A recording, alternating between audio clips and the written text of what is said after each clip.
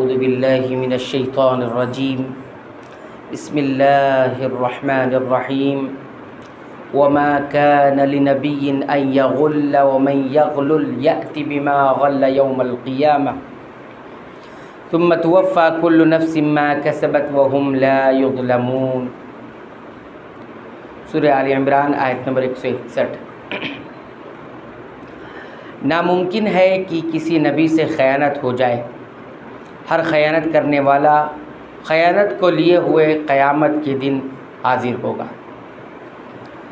سورہ آل عمران کی آیت نمبر 161 کا پہلا ٹکڑا اور اس کا ترجمہ آپ حضرات کی خدمت میں رکھا گیا۔ اس آیت کریمہ میں اہل ایمان کو، ایمان والوں کو، مسلمانوں کو ایک بنیادی عقیدہ دیا گیا ہے، اور وہ یہ عقیدہ ہے کہ جتنے بھی انبیاء گزرے، جتنے بھی نبی گزرے، ناممکن ہے کہ کسی بھی نبی کی طرف سے خیانت کا کوئی کام ہو جائے۔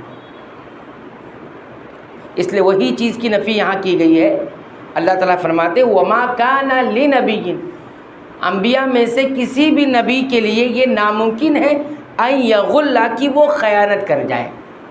تو خیانت نہیں ہو سکتی ان سے، کیونکہ نبوت اور خیانت یہ دونوں اپوزٹ چیز ہے۔ یعنی جس کو نبوت جیسا مقام ملے وہ خیانت نہیں کر سکتا کبھی بھی۔ اور اصل میں اس آیت کریمہ کا ایک پس منظر ہے۔ پس منظر یہ ہے کہ جنگ احد کے دوران جب لوگ اپنے اپنے محاذ کو چھوڑ کر مال غنیمت سمیٹنے کے لیے دوڑ پڑے، تو ان کا خیال یہ تھا کہ اگر ہم نہیں پہنچیں گے وقت پر تو دوسرے یہ مال لے کر چلے جائیں گے۔ جب آپ کو معلوم ہے کہ ہمارا یہ جنگ ہے، اس کا قائد کون ہے؟ محمد صلی اللہ علیہ وسلم۔ تو محمد صلی اللہ علیہ وسلم جو ایک نبی، ایک رسول ہے، ان سے کیسے ممکن ہو سکتا ہے کہ آپ کو آپ کا حصہ نہیں ملے گا۔ تو یہ واقعے سے کسی کے ذہن میں یہ گمان اور یہ خیال اور یہ عقیدہ پیدا ہو سکتا ہے کہ کیا نبی سے بھی خیانت ہو جائے گی؟ یعنی نبی اگر جو محاذ پر کھڑے ہیں اپنے اپنے مورچے سنبھالے ہوئے، وہ اگر نہیں آتے تو نبی پورا لے لیتے اور واپس نہیں کرتے۔ تو یہ عقیدہ انتہائی باطل کن عقیدہ ہے، گمراہ عقیدہ نہیں۔ فرمایا وما کان لنبی، آپ صلی اللہ علیہ وسلم کی بات چھوڑیے، دنیا میں جتنے نبی آئے ہیں کسی نبی سے یہ ناممکن ہے کہ وہ خیانت کر جائے۔ اور آگے بتایا جا رہا ہے وَمَن يَغْلُلْ، جو بھی خیانت کرے گا، یہ نبی کی طرف کی بات نہیں ہے، یہ نبی کے ماننے والوں کی، کہ نبی کے ماننے والوں میں سے کوئی بھی اگر خیانت کر جائے گا یا کر لے گا، یأتی بما غل یوم القیامہ، وہ اپنی خیانت کو اٹھائے ہوئے لے کر آئے گا قیامت کے۔ یہ بتایا جا رہا ہے خیانت کسی قسم کی بھی ہوتی۔ دیکھیے نبی دو قسم کی خیانت ہوتی ہے۔ ایک خیانت ہوتی ہے مال کی، جس کو غلول المال کہتے ہیں۔ ایک خیانت ہوتی ہے علم کی، جس کو غلول العلم کہتے ہیں۔ اب غلول المال کیا ہوتا ہے کہ انسان مال چوری کر لے یا کسی اور طریقے سے ہڑپ لے، چھپا لے، اس کو کہتے ہیں غلول المال۔ یہ بھی نبی سے ممکن نہیں۔ اور غلول العلم کس کو کہتے ہیں؟ علم کو چھپانا، کسی کے پاس کسی چیز کا علم ہے اور وہ اس کو بتاتا نہیں، چھپائے رکھتا ہے، اس کو کہتے ہیں غلول العلم، علم کی خیانت۔ یہ دونوں خیانت نبی سے ناممکن ہے۔ یعنی نبی کو بہت سارا علم دیا گیا اور وہ امت سے چھپا کر رکھے، یہ نہیں ہو سکتا۔ نبی کے پاس مال آیا، وہ چھپا کر رکھے، دینا، ہڑپ لے، تو یہ بھی ممکن نہیں ہے۔ اب یہ دونوں خیانت اگر کوئی اور کرتا ہے، نبی تو نہیں کر سکتے، یہ عقیدہ دے دیجیے گا، کوئی بھی نبی نہیں کر سکتا، لیکن جو کرے گا وہ کیا ہوگا؟ وہ لے کر آئے گا قیامت کے دن وہ خیانت۔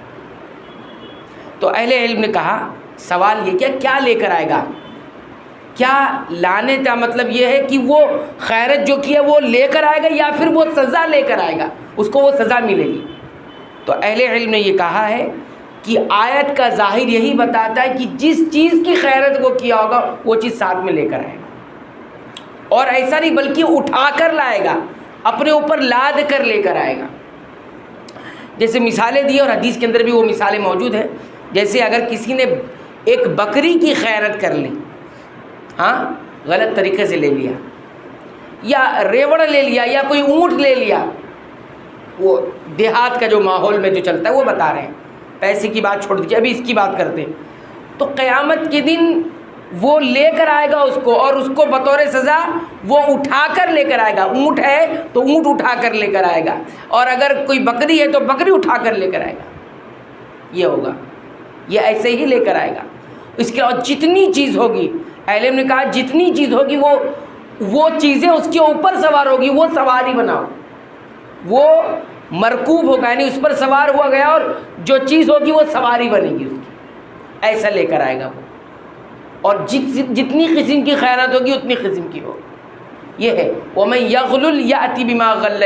بلکہ حدیث میں تو آپ دیکھیں گے, اگر پوری بخاری اور مسلم کی روایت آپ پڑھیں گے تو اس میں آپ کو ایک ایک چیز کا اللہ کے نبی نے ذکر کیا ہے. اونٹ لے کر آ رہا ہے, اونٹ بلبلا رہا ہے, بکری لے کر آیا, بلبی منمنا رہی ہے, یا اس طرح سے سارے, گھوڑا لے کر آیا, گھوڑا ہننا رہا ہے, وہ سب لے کر چلتے ہوئے اپنے ساتھ لے کر آئے گا. جتنا ہوگا اتنا اٹھا کے لے کر آئے گا, اور یہ بطور تعذیب سزا کے لیے ہوگا. وَمَن يَغْلُلْ يَأْتِ بِمَا غَلَّ يَوْمَ الْقِيَامَةِ. تو جو بھی ایسا کرے گا اس کو ایسے لے کر آئے گا. تو یہ آیت کا پہلا ٹکڑا تھا جس کی تفسیر آپ حضرات کی خدمت میں رکھی گئی. ایک بات آپ یہ بھی سمجھ لیں کہ بعض علماء, بعض اہل علم نے اس آیت کریمہ کو دوسرے انداز سے بھی پڑھا ہے. وَمَا كَانَ لِنَبِيٍّ أَن يَغُلَّ ہے نا, تو بعض اہل علم نے أن يُغَلَّ بھی پڑھا ہے. دونوں میں فرق کیا ہے کہ یہ ناممکن ہے کہ کوئی نبی خیانت کر جائے, یعنی نبی سے خیانت نہیں ہونے والی. یہ ترجمہ ہم نے آپ کے سامنے رکھا. لیکن جب اس کو پڑھیں گے أن يُغَلَّ تو اس کا معنی ہوگا کہ یہ ناممکن ہے کہ کسی نبی سے خیانت کی جائے. ایک ترجمے میں کیا ہوگا, نبی خیانت کرے, یہ ناممکن ہے. اور ایک ترجمے میں کیا ہوگا کہ نبی کے ساتھ کوئی اور خیانت کرے, یہ بھی ناممکن ہے. خیانت کو نہیں, ہاں لیکن شرعی اعتبار سے کوئی خیانت نہیں کر سکتا. ہاں قومی اور تقدیری اعتبار سے خیانت ہو سکتا ہے, یہ ہوا بھی. یعنی نبی کے ساتھ کوئی خیانت کر سکتا ہے لیکن شرعی اعتبار سے نہیں, شرعی امور میں نہیں بلکہ دنیاوی امور میں. جیسے نبی صلی اللہ علیہ وسلم بہت ساری خیانتیں ہوئی ہے نا, ہوئی نا, لیکن یہ قومی اعتبار سے تھی, شرعی اعتبار سے نہیں تھی. قومی اعتبار سمجھتے ہیں وہ نظام جو کائنات کا چلانے والا ہوتا ہے اس میں, لیکن شریعت کے اندر کوئی اور خیانت نبی کے ساتھ نہیں کر سکتا. یہ آپ سمجھے کہ کوئی کسی چیز میں شرعی معاملات میں کوئی خیانت کر جائے, ایسا نہیں. تو نبی کو جو کچھ بھی دیا جاتا ہے نبی نے بڑی ایمانداری کے ساتھ پہنچا دیا ہے. تو دین اسی حساب سے امانت داری کے ساتھ لیا جائے گا. کوئی کچھ بھی آپ کو لا کے دے دے آپ نہیں لے سکتے, آپ کو چیک کرنا پڑے گا, آپ کو تحقیق کرنی پڑے گی, تفتیش کرنی پڑے گی کہ کوئی آپ کو دین کے نام پر کچھ اور لا کے تو نہیں دے رہا ہے, شریعت کے نام پر کچھ اور لا کے تو نہیں دے رہا ہے, کیونکہ یہ ناممکن ہے نا. تو نبی تو نہیں کریں گے خیانت, لیکن نبی کے ساتھ تو لوگ خیانت کر سکتے ہیں نا, اور وہ دین کے ساتھ خیانت کر سکتے ہیں, ملاوٹ تو کر سکتے ہیں نا. تو آج ملاوٹی دین دیا جا رہا ہے, خالص دین نہیں دیا جا رہا ہے, صحیح بات نہیں بتائی جا رہی ہے.